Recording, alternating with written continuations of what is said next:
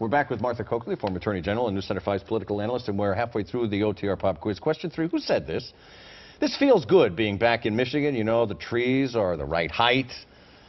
This feels good being back in Michigan. I could say John McCain, but that's actually Romney, right? I'd give you that one. Very good, very good. Question 4. The Cambridge political legend on Capitol Hill often quipped, "It's easier to run for office than actually run the office." Tip O'Neill. Tip O'Neill, best known for All Politics is Local. Yes, and that was a lousy impersonation of Tip O'Neill, by the way. And I got it anyway. I'm not saying a word. I'm not saying one word. I wasn't deterred by that. And finally, what former vice president said this to American Samoans back in 1989? Ooh. "You all look like happy campers to me. Happy campers you are, happy campers you have been, and as far as I'm concerned, happy campers you will always be." I don't know that one. That would be Dan Quayle. Ah. Tomato with an E. Or was that potato with an E? I remember that Vice quote President better. Dan Quayle served President Bush 41. You're off the hot seat right now. I want to talk about put the political hat back on. There are a couple of groups that are trying to get separate and conflicting marijuana questions on the ballot, yes, and have you vote on that next year. As former Attorney General, if both get on the ballot, what happens if it should pass, if both passes? Well, the AG will look at those in a gatekeeper way to decide if they're constitutional, do they conflict with other rules. And it may not be that both get on, but if they do, they then have to get 60,000 signatures, and then people vote. And there's still an opportunity in that for the legislature to act either before or after. So it's very popular, but I think a lot of people have raised some actual concerns about going to legalizing marijuana. Looking at Colorado, it hasn't produced as much money as people thought.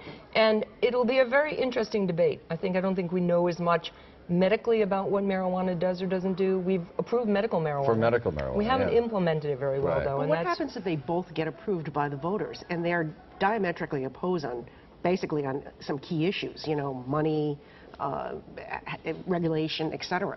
Well, that's part of what the AG's office will look at in letting those questions on the ballot.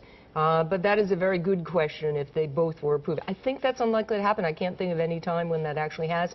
And I think, at least from what I can tell, one of them probably has some issues that an AG would limit, so that when you're asked the question, the yes or no has to be one simple answer. It can't try and do two things in one question. Let's switch the conversation over to casinos. How strong do you think Boston Mayor Marty Walsh's case now is, considering that a federal judge and the U.S. Attorney Carmen Ortiz have both basically thrown cold water on his, you know, basic premise against Steve Wynn?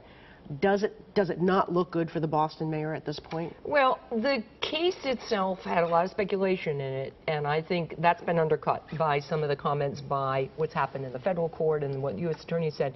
I mean, the mayor is determined to move forward with this, but from what I can see, there are allegations that he's made, and the person who brings the suit has to prove those allegations. So it's one thing to raise questions and say, I heard, I think this might have happened, but it looks like those may not be provable allegations, and then the substance of the case will So it looks like his disappear. case has gotten has been weakened before it even gets to the point of going to a trial or the next legal move. Well, I think what he was trying to do was raise allegations that would let him do some discovery to try and prove those allegations, but it looks like he may not even get there. So what happens first? The shovel gets thrown on the ground and they build the casino in Everett, or Deflategate ends? What happens first? Oh, I think Deflategate will be over. Okay, I just before. want to make sure. We, other than one open slots parlor, we still haven't seen a casino in Massachusetts. Martha Coakley, great to see you. Thank you for coming in. As always, we do thank Martha Coakley for spending time with us on OTR. Coming up next, Ted Reinstein. Should Joe Biden jump into the 2016 race? He kind of reminds me of Trump, maybe a little less bombastic. Little bit of a loose cannon. A little bit.